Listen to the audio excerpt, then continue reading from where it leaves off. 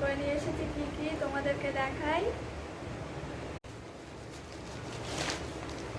এই যে সব বাজার,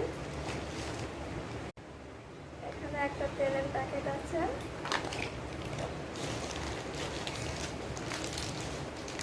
একটা মটর, এখানে ডাল, মসুরি ডাল, এই যে দুটো আচার, একটার সাথে একটা ফ্রি, একটা কিশমিশের প্যাকেট,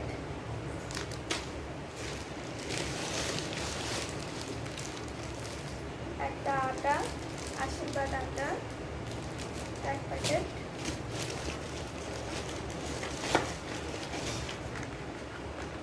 দুটো ডাবরের কলগেট আর দুটো জামা কাপড় কাচার সাবান।